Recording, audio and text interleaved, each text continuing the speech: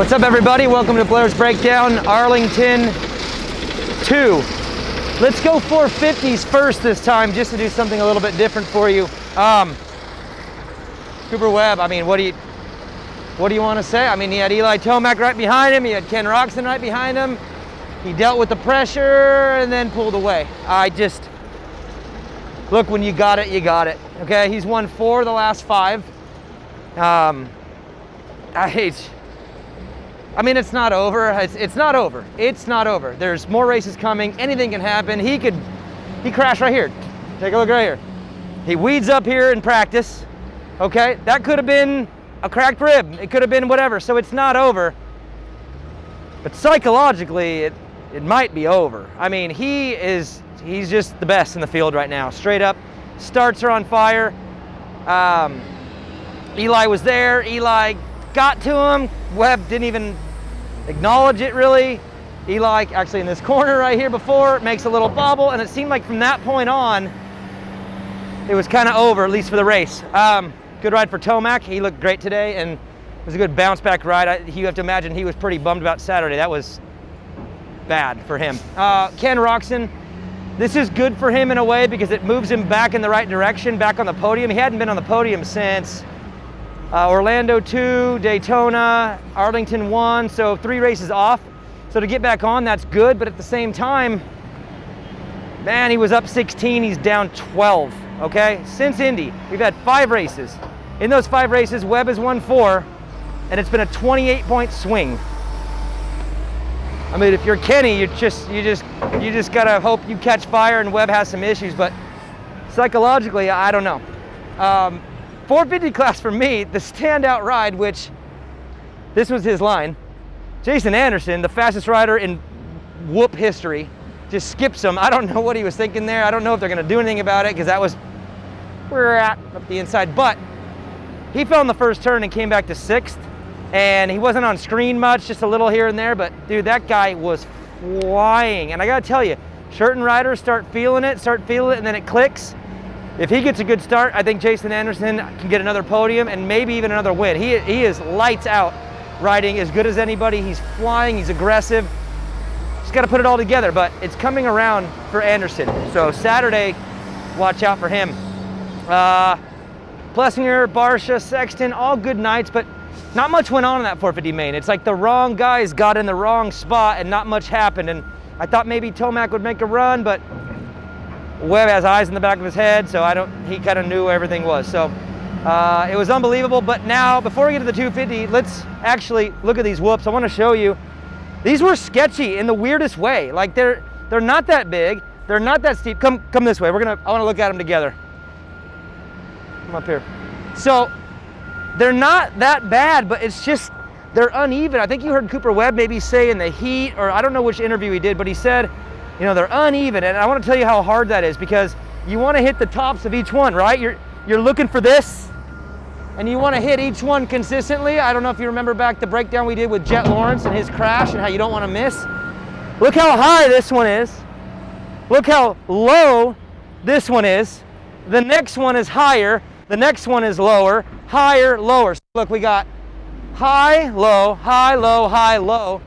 And the problem is, you got to hit each one consistently to not make a mistake, but if you hit it at the exact same speed, mile per hour, you're going to end up skipping one. So these guys had to be super choppy with the throttle, like kind of like just blipping the tops, a little extra on some, a little less on some, just to make sure they hit the tops of each one. And then if you go searching on the edges, look what you're going to find. You're going to find these ledges right here. So the edges were bigger. They were a little bit more even. Actually, come this way. Look how even, so you can get down right here. See how even they actually are? But because of the way these guys rode, let me now go back to the left a little bit, they started like knocking them down little by little just based on, you know, wear and tear. So guys wanted to get over here on the edges because they were consistent, but then you get these ledges. So eventually they just had to settle in on the middle right there and just try to find a way to time the blitz. Does that make sense? I hope it is. You're blitzing them, but you're kind of timing how much you need to give on each one for that blitz. So pretty tricky set. It cost some people. McAdoo went down in them, and it's pretty awesome. We got to get out of here though. These guys, I bribed them. I gave them $5 each to leave the whoops so I could do this little video, but Maybe if we get out of here, I don't have to pay them. All right, let's go to the elevated corner and look at those ruts. Let's go. This was cool. I like this. I like anything that creates some differences, you know what I mean? And we did a little segment during the broadcast about this and how it was changing and the options, but didn't really get a chance to see what it looked like because they were trying to groom it in between motos. So lucky for you, we're gonna look at it. So come up here. So the tough block obviously was right here. You can see where it was. Look how tight they were, but this is so cool. Look at that. They're leaning over. Okay, look at the knobby. This is the side knobby right here, okay? All the way at the beginning. All the way through. All the way through. There's like a bump in it. That's a weird little bump. Look at this. This is, I guess it's the frame. I don't know. Knobbies all the way through. And now look how deep this is. Oh my gosh. Now I'm not the biggest person in the world. Y'all probably know that, but this is gnarly. And look at this. Those marks you saw come down here.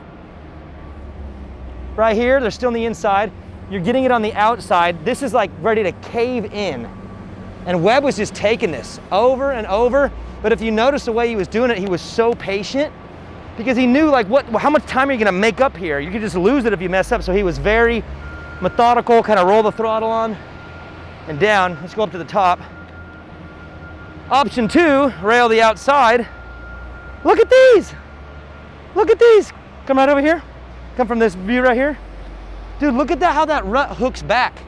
These guys are hitting that and still just gassing it off this thing. And you know how gnarly it is? Their suspension compresses right here and then it wants to lift early. So you want it to lift right there. That's where you want the pop on your suspension. You want the bike to lift. When you hit this little hole right here, if you hit it hard, your bike will compress, it'll lift early. That's kind of sketchy. Dude, this is, that's awesome. Yeah, look at that again. Look at the side of that thing. That is sick. All right, let's talk 250s. Dude. Okay, we'll start with Hunter Lawrence. I said it on Saturday, y'all. No, I can't take credit. I mean, how was I supposed to know that McAdoo was gonna crash, Justin Cooper was gonna crash, Hammaker was gonna crash? But hey, straight up, you wanna win, you gotta be consistent, right? You gotta be efficient, you gotta be a good starter, you gotta be clean. Hunter Lawrence, wow, really? I mean, could this happen? For real? It could, and I said it in the broadcast, and I know I'm gonna get so much crap for it, but whatever, Jet, you know I love you. It took Jet Lawrence 8 races to get his first win, okay? Hunter did it in 6. Facts are facts, facts are facts. Both of them got their first podium on their 5th race, so pretty good there. But Jet, you know I love you. Big bro got you by 2 races, and he's gonna let you know about it when he gets home, and you know that. Hunter was awesome. Jalik Swall, that kid, his story is pretty gnarly, and it's pretty awesome what he is doing right now. And I said it before, I think I said it on Race Day Live, he gets good starts. He always puts himself up front. And when you're up there, you just start going the pace of the leaders. And that's what he's done. He's just gotten faster because he's up there all the time. It's kind of like Vince Friese. Vince Friese has gotten better, whether y'all don't want to hear that or not, too bad. He's gotten better over the last 10 years because he's always up front and you just start getting faster.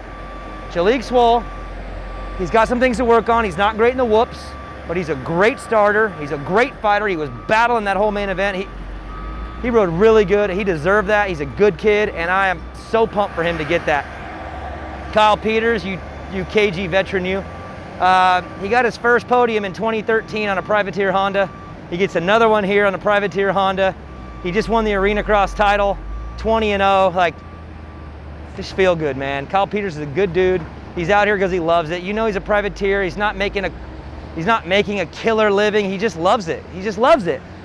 And he's on the box. So props to him. Now to the rest.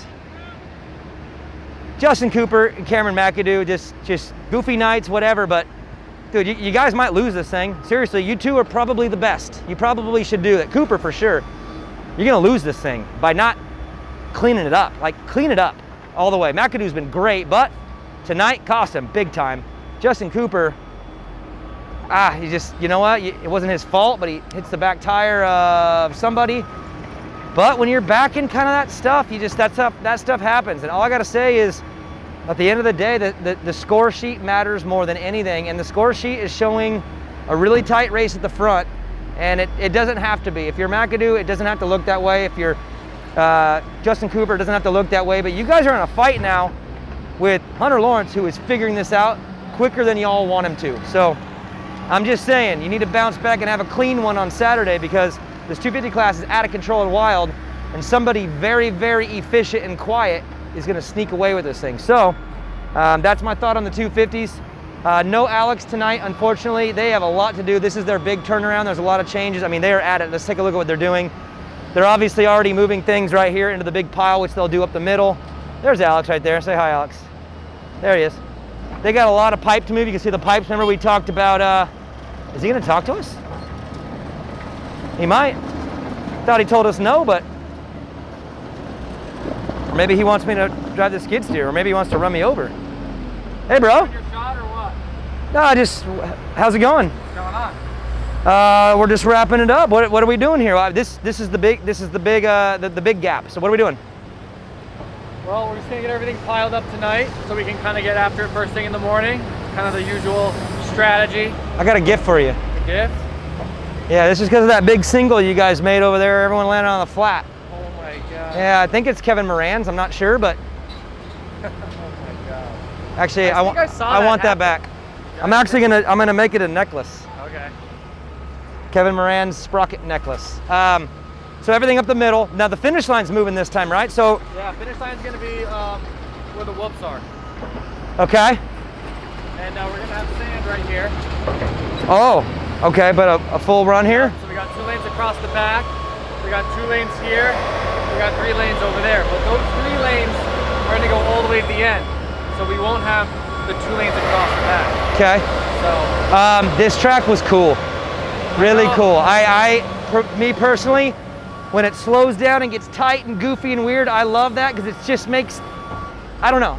I personally, this might be my favorite track of the year. Really? Just, yeah, why, you surprised? No, I'm not really surprised. Honestly, I was a little down on how this turn was when we were building it and how it measured out. I was expecting us to have more of a curb turn out there, but it was actually kind of cool on the flat. It dug up too. It made it slow. This, dude, have you seen this? I actually haven't stood dude, up I just got real up and close. Dude, this is gnarly. Yeah, it was like, it worked. They were switching it. They were doing other options, so yeah. Well, yeah, I thought personally, for me, it was the most enjoyable track to watch them ride on. I really just liked it. It was just fun. The whoops too were loader whoops this week. Hear that? I just broke the whoops down. So those were loader whoops. Yeah. Is that why they broke down unevenly a little bit? Because the edges stayed the same, but for some reason in the middle they just got high, low, high, low, high, low. Is that just the way the riders were riding them? They were built super even, you know, but I think the loader, just how it, when you wheel pack them, it packs the pockets differently or something? They're shaped more like this, like less of a transition. Yeah, they're more V bottom and like round tops, right? Yeah, there were more skimmers today for sure.